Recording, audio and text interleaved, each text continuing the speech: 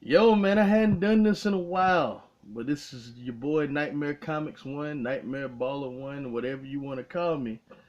And this video will be kind of a number of things. It'll be discussion about Daredevil Season 2. It'll be, maybe discussion about the upcoming films, things on my mind. Just stay tuned. First thing I want to talk about, though, Daredevil Season 2 came out March 18th, Friday. I basically what happened was this. I stayed up till 3 Friday night, well Thursday night. Stayed up to 3 a.m. Friday morning. Watched the first episode, went to sleep, woke up about 10 o'clock, and then binged the rest of the episodes all in one day. Did not move. Only ate after I was finished with everything. I think I peed one time. But what I did, I just tossed the video over to this tablet that I'm recording this on and peed in the bathroom. Like my eyes did not move for the screen. That's how captivated I was, and I thought this was incredible. Like I don't know how people are gonna feel about it in comparison to season one, and that's fine because season one is awesome too. But I think it is better. I think that I'll say this. Um, did Daredevil season two have a character like, let's say, Fisk? You know what I mean? Let's say, kinda. I guess you could say that. But I think the thing that season one benefited from was that Matt had something tangible to chase in front of him. You know what I mean? In this one, they kind of changed the format up a little bit, which I think is good because Jessica Jones even had that format where it was a big bad, and he was the thing, he was the goal. You know what I mean? To stop said big bad, and I think it's good they kind of bucked that trend, but because I don't want all the shows to be like that. You know what I'm saying? But yeah, man. The season picks up. Like, there's gonna be spoilers in this. The season picks up. I think a little bit. Is it right after? I don't think it's right after we left off season one, but I think it's a little bit. Yes, a little bit after that, because Matt said he took out the rest of the gangs that Fist left behind and stuff. So it was a little bit after that. I'm not sure how long. Um, but he's pretty confident in his role as Daredevil. He don't seem as timid as before. He's way more of an efficient fighter in this season and all that stuff. He just kind of embraced the role and kind of taken up the mantle and handled it well. Um, Basically, there's a gang that gets shot up, and it's brought to Matt's attention. But this has been happening all over the city, and it's almost like an army took these men out. You know what I mean? It's like, hey, Matt's like, what's the deal? He went to the crime scene and stuff like that. Then later we find out it's just one guy. Y'all know who that dude is. I'm not gonna be cryptic. You know what I mean? It's Frank Castle. You know what I mean? The Punisher. But in the first like 4 or 5, his first 4 episodes, it's Daredevil versus Frank. Like the first, which I think is the strongest part of the season. That's just me. But man, John Bernthal is Frank Castle. Like he is everything we wanted him to be and then some. It was like Frank Miller's like Frank Miller. Garth Ennis's like Punisher match brought to life. You know what I mean? Like I like Thomas Jane a lot as the Punisher. I did. I genuinely did. I thought Ray Stevenson was okay. Like fuck both of them. Like real talk. Like it's not even close at this point. Like when you talk about on-screen Punishers, man, like it's like I don't think anyone will be better than this dude, bro. Like he like his delivery of the lines, you know what I mean? People talk about, oh, he sounded southern. Like I don't give a shit, whatever. But his demeanor, the things he would say, even though I know that's the script and all that stuff, even his body language, man, it was so frank. Like everything about him was frank, and it was just kind of mind numbing to see that. Like I think it's like imagine like if we saw Frank like when he was just becoming the Punisher, you know what I mean? And like well, we have seen a story like that, but imagine like how timid he was to like how he's like, what I'm saying, in his brain he's digesting why he does this. He knows he's not crazy. Like it was, they tried to paint him as crazy. He knows he's not crazy. This is just what he does. And like when he finally embraces it in one of the later episodes, it is an awesome moment because well, I won't ruin that, but like, yeah, he embraces it later in like a really chilling scene where one of the characters says something to him, and then he just looks at her, and and then he just, like I don't want to ruin it, but it's great, man. Like he was awesome. I think he's the MVP of this season, hands down, man. He was like he just sucked up, you know what I mean? Every scene he was in, he was amazing.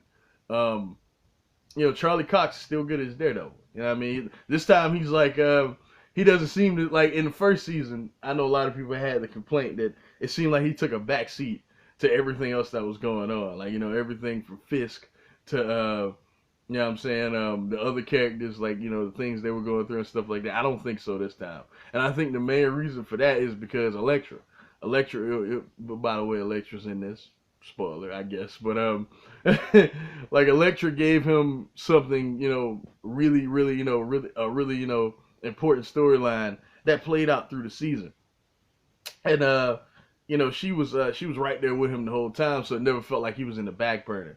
You know what I mean? Which I thought was, it was a nice little cheat code to use. Good job, but yeah, I like their dynamic too. I like how that whole story played out. I know the end of this season won't work for some people because it gets straight into like comic booky stuff, you know what I mean? And instead of the Beast, the Hand, who's also in this season, spoiler, the Hand, they worship this thing called Black Sky, you know what I mean? Which is kind of weird to me because I thought that kid in the first season was supposed to be the Black Sky, you know what I mean? But I didn't know that, without spoiling, that he wasn't. It was something else. That was a little confusing, I guess. But other than that, like I get why I get where they were going. But I just thought that kid, the Stick killed, was supposed to be the, I don't know, or maybe Stick lied to Matt. Like that's perfectly possible. But yeah, I like how that played out.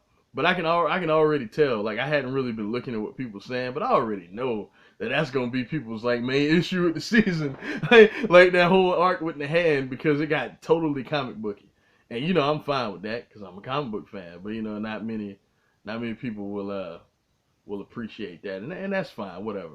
I don't want to ruin the cool thing that happened, that I'm sure like most people would get to and be like, wow, I didn't expect blank blank blank, but blank blank blank is awesome. You know what I mean? It's gonna be, like I said, it's gonna be spoilers in this, but I don't want to spoil that. You know what I'm saying? Well, I will. I told y'all it was gonna be spoilers. But in episode 8, Wilson Fisk shows back up, and that is awesome. It is great how he's used.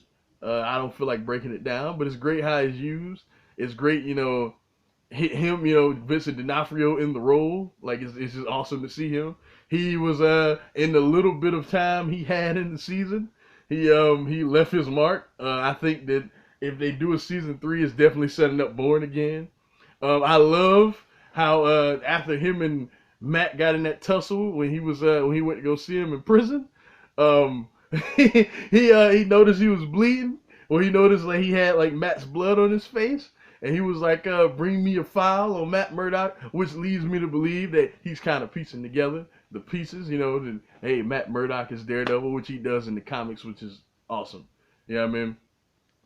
But, yeah, man, like, he was great. He was great. And that whole scene when Matt goes to visit him is my favorite scene of the whole season. Like, second favorite scene of the whole season. He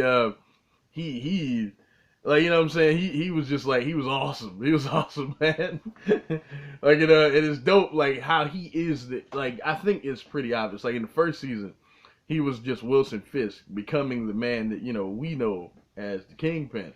I think now he's the Kingpin, you know what I mean? Like, he runs that jail he's in, you know what I mean? He has everyone in the palm of his hand. He's great, man. He's great. The fight scenes are awesome. They're awesome. They have one, I mean, like, you remember, like, the hallway scene was the one that everybody was hyped over in the first season. And they're cognizant of that. So, like, there's a lot of hallway fights in this season, which kind of bothered me. Because I was like, all right, man, y'all trying to, you know what I'm saying? Like, y'all trying to recapture that. And I thought they did things that were unique in other ways in this season, like that stairwell fight. I thought that was awesome. I thought that was, like, every bit as good as that hallway fight. But sometimes like they were like, they were very, they were very aware that, that everyone liked that scene. So, hey, let's do a bunch of hallway fights and hope we capture that. And it just didn't happen. But the fight scenes were great. I liked the last one too in the finale. Um, I had like one issue with the finale that I thought Frank kind of just popped up out of nowhere, and just so we could see him with the skull on his shirt in action, just that shot of him standing on the roof with the skull on his armor. You know what I mean?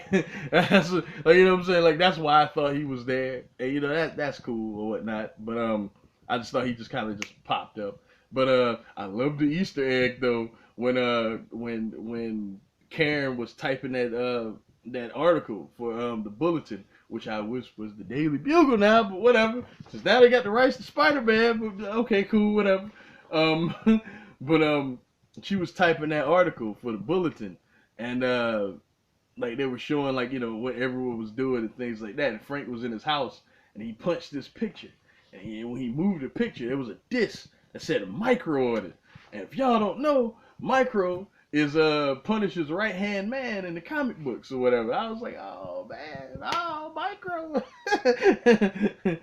But then other stuff. Their relationship has evolved a lot through the years, a lot. So but like he wasn't just Punisher's right hand man. He's a character that's linked closely to Punisher. I was like, that's awesome. That's a great use of an Easter egg, man. They had yeah, man, this had like everything you want, man. It had references to Jessica Jones. A character from Jessica Jones shows up. I ain't gonna tell you who. And it doesn't seem forced. It seems like very organic. You know what I mean? You can tell they're starting to put together the pieces of you know what I'm saying, to connect Defenders, to connect all of them together. I think is awesome. You know what I mean? Claire Temple had a story arc in this, and story arc in this, and it was great. Like it was handled well. Like what it kind of showed that hey, she actually does give a fuck about people. Like that is important to her. That is who she is. Not just what I'm saying, more than anything else, helping people is the most important thing to her. And I thought that was awesome too.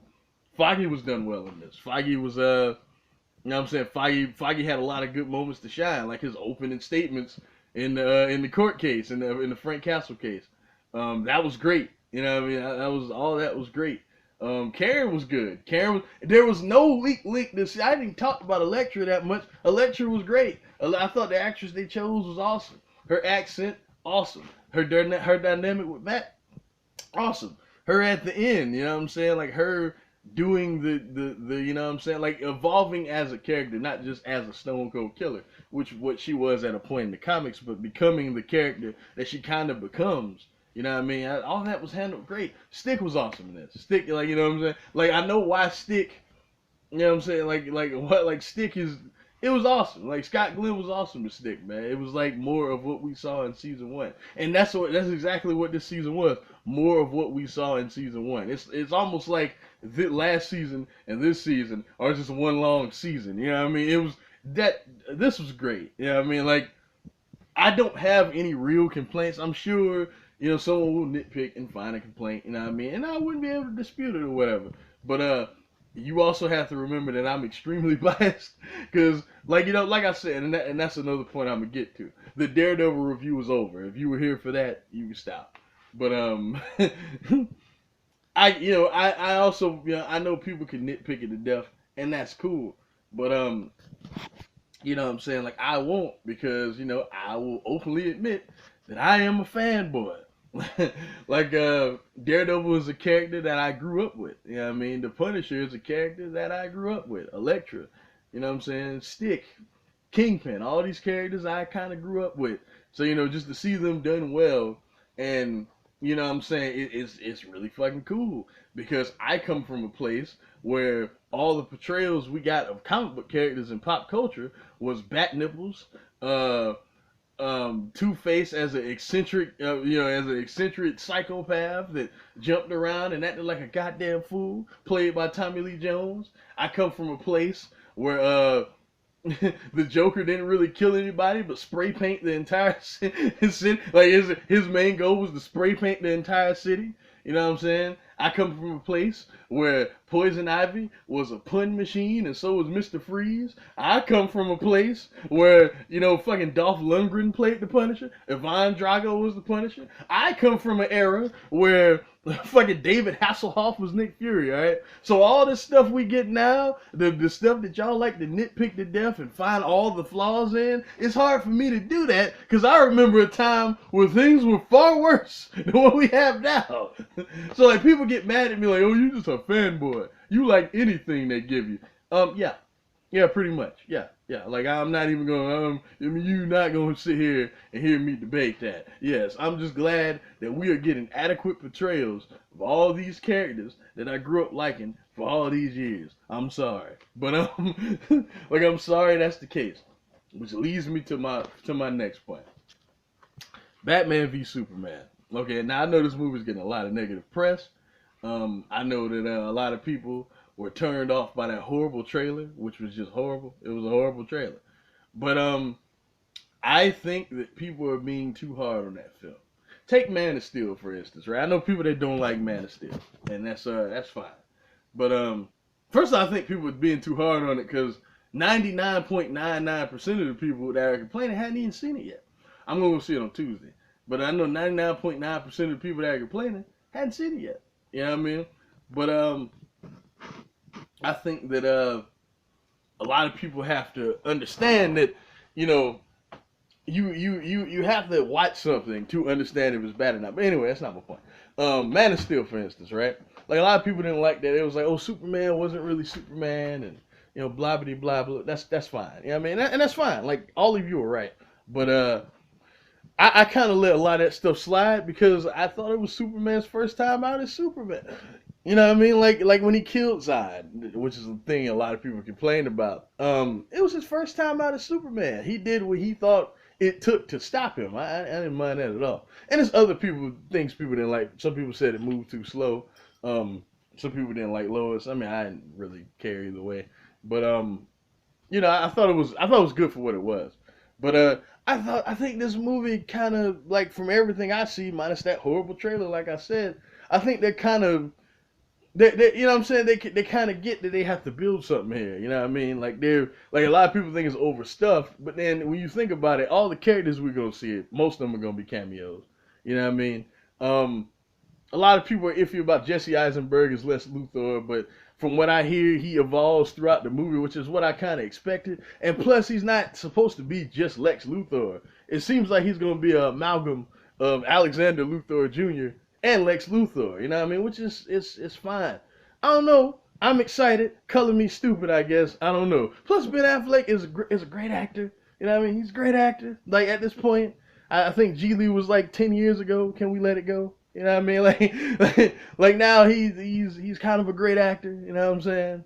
I'm just saying. Like, I fully expect him to knock out the part as Batman. I just think that a lot of people are being so negative, and it's a turn off, man. I hate this shit. I hate, you know what I'm saying, how negative people are when, as I just mentioned, the shit that we used to get is not nothing to laugh at. You know what I'm saying? Like that, I didn't get the choice to just go, oh, hey, this sucks because this thing is really good. And, no, everything, 99% of the shit I had was terrible. You know what I'm saying? So shut up.